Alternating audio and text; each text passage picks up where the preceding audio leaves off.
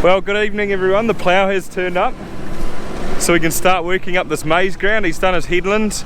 We've got 4 paddocks to do, and we are starting in this one, or I brought him down here because this is the ugliest one. It's about 5 o'clock at night now, and I'd rather him do the ugliest one because he's not going to get done before it gets dark. So yeah, make the easiest one for him last. Nice bit of a hill here for him too.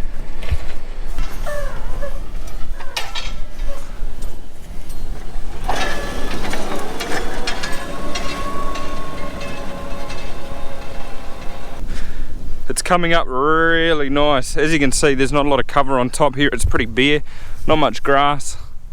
We didn't cut it for silage or anything. It just yeah, it died down real well. Well, he's 1 paddock down, so he's finished in here, and now he's making a start over in that paddock.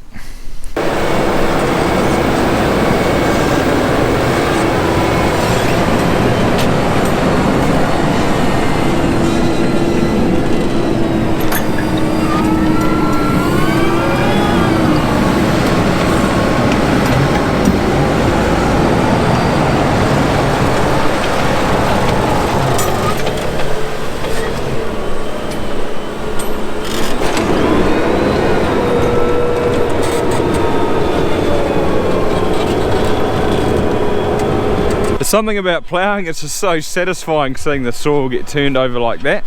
But I should say with our soil too, there's not a lot of stones in it, so it's real stoneless because it is an ashy soil. So the orangey stuff you can see is more clay-like, and then this darker coloured soil that we got here it's yeah, real ashy from probably the Ohaupo eruption that happened. I don't know how many millions of years ago that happened, but it just breaks down real nice and easy.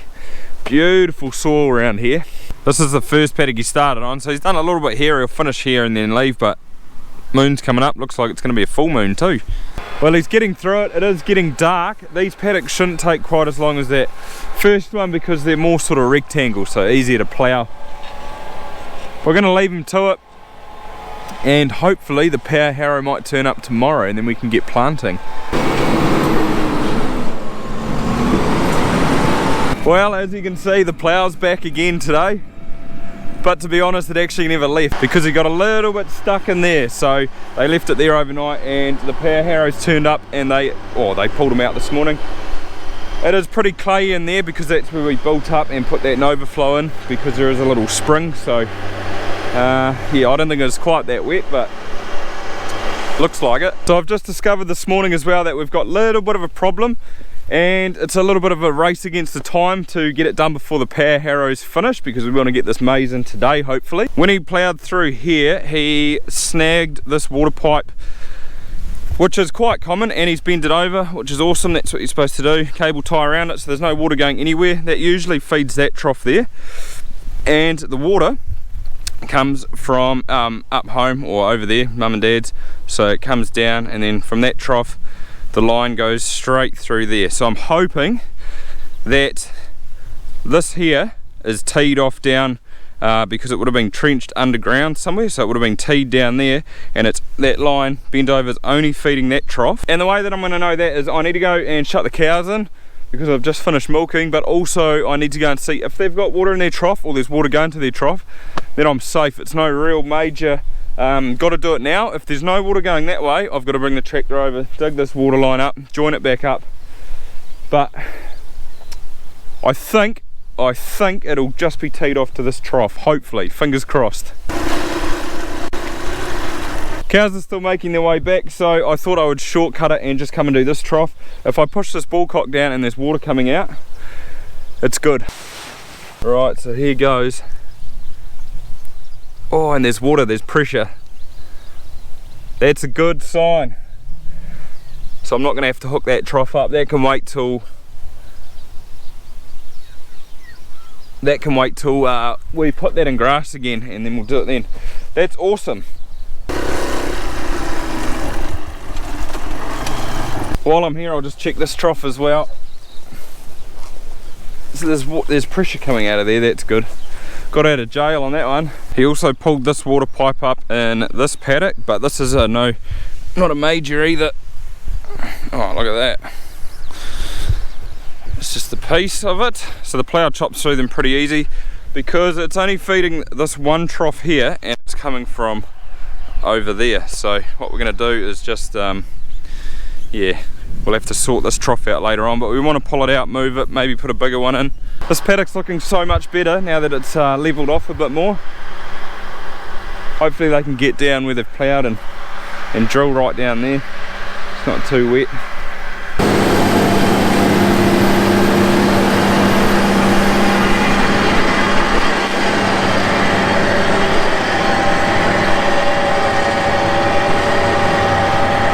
Six-metre power harrow certainly chews through these little paddocks. Perfect timing. The plough's finishing. He's just doing his last headland up there. And the power harrow's just got here.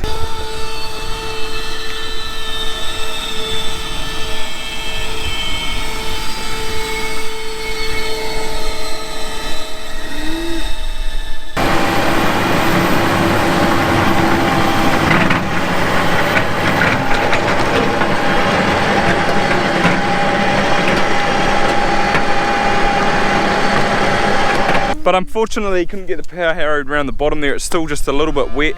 So our plan, I think, to go forward is we're going to have to plant these 3 paddocks we have and potentially let this one dry out and come back to it, say, before the next rain, hopefully. I need to speak to finches and see what they think.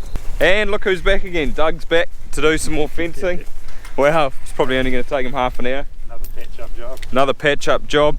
So we put this gateway in, or this was one of Dad's ideas a couple of years ago when there was a hedge running all the way up there. So we pulled the hedge out and his idea was to put this style gateway in.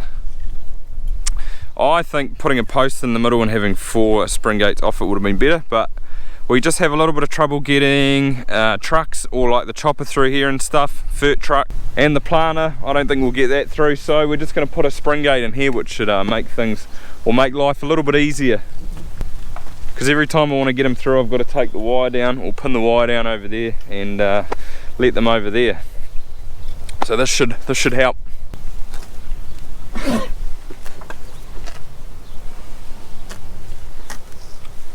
Fast forward another day and the power harrow is finished. The maize isn't in the ground yet. Hopefully we'll get it either planted today or tomorrow. I think there's rain on the way after that. So yeah, ideally we'd like to get it in the ground. Dad's also just got back from town. He's bought me some spring gates. They just come in a pack like that, so there's 1 spring per pack. Got 2 of them there, and I'm just busy connecting it up here at the moment.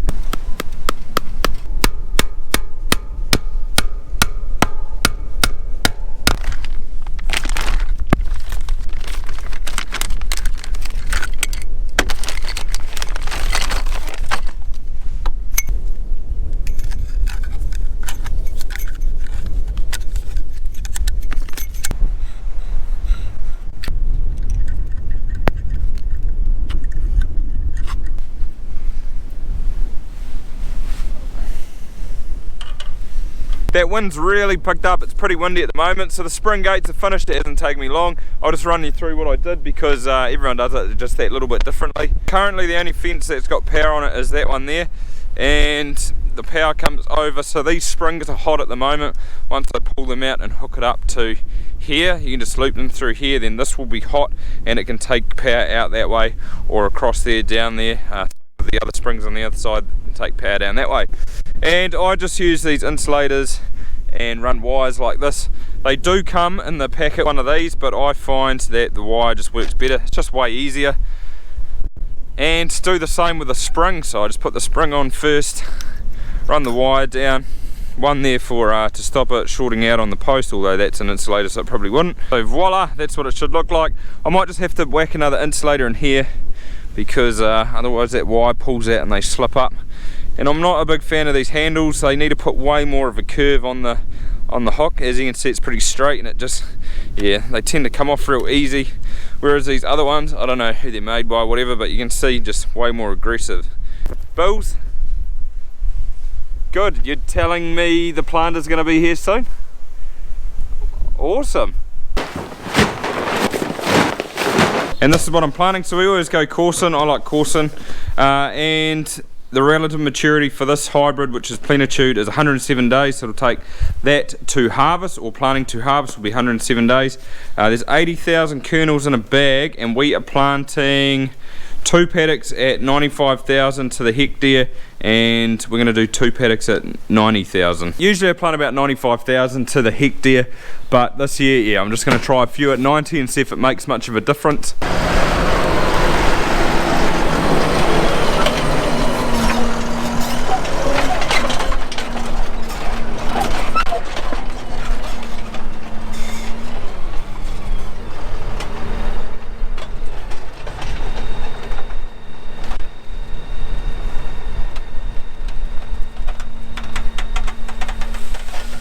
What's the rate these ones going on at? I'm going to put it on at 90. 90 for these two, and then the one on the way out we're going to do at 95. Okay.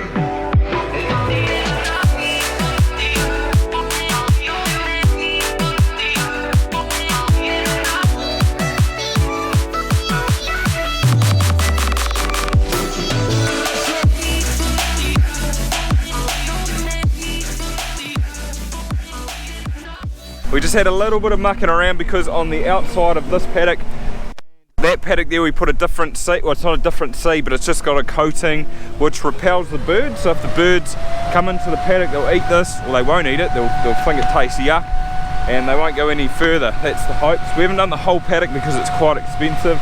We usually just do the outside row, and there's actually a bit of seed left in there, so the next row will probably be the same stuff, and then in the middle of the paddock it'll be, yeah, just the normal maize without it.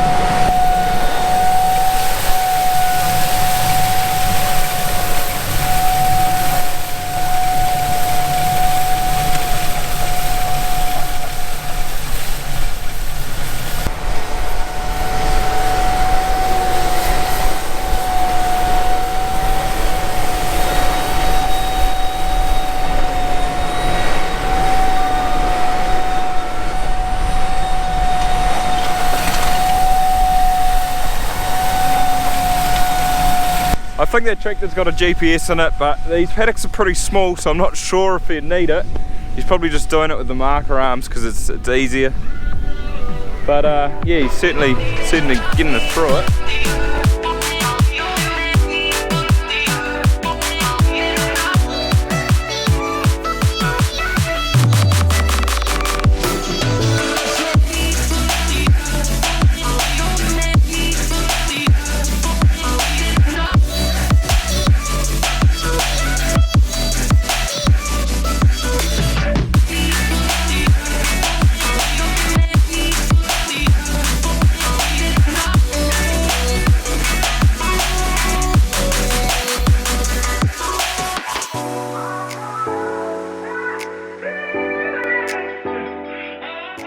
What an absolutely beautiful evening to get the maize in.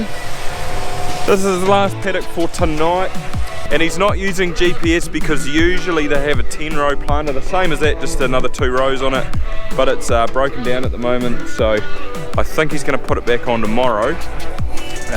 But it's all set up for that one, so that's why he's just using the marker arms with the 8-row.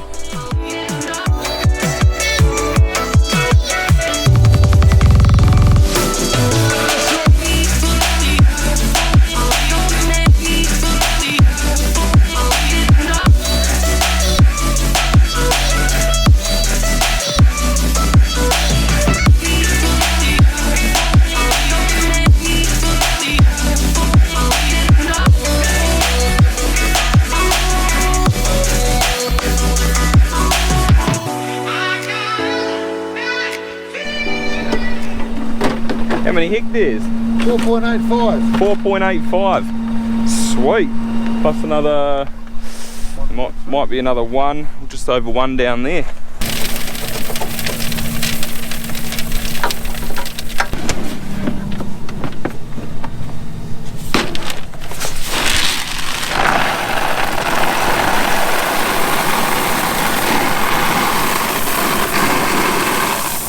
Oh, look at that. Much at all. A couple of those ones, they'll grow.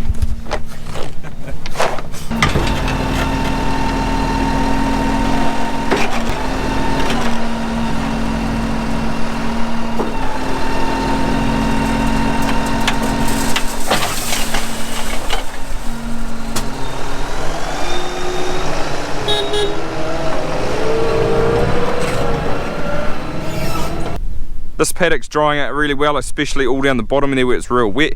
You can see a big hole here, and this is where the plough got stuck. You can see the wheel marks. So I think what's going to happen is that they're going to try and power harrow it tomorrow, possibly before the rain's coming. We need to sort of plant it because the only way into this paddock is through the one that has been planted, so we can't leave that germinate and then go over it. I suppose we could cut a couple of fences, but it'd just be easy to get it now while it is pretty dry. We might have to leave this hole here unplanted, which is a bit of a bummer. I'm not too worried as long as we can cultivate it in the autumn. The whole idea to cultivate this paddock was to get it nice and smooth, put it in permanent grass and never touch it again. So it needs to be done in the autumn. I'm not too worried if they leave it now. We'll probably be able to get through here and yeah, we'll be able to plant this just that little hole there. So we usually plant that paddock there in Maize, which is 4.8 hectares, so he's already planted that amount, so whatever in here is really extra. So our pits will be real full this year. We should get a hectare in there, I'd say, maybe a little bit more, I don't know, we'll find out soon. But thanks for watching, guys. I hope you enjoyed the video. If you did, give it a like, that'd be awesome. Other than that, see you next time.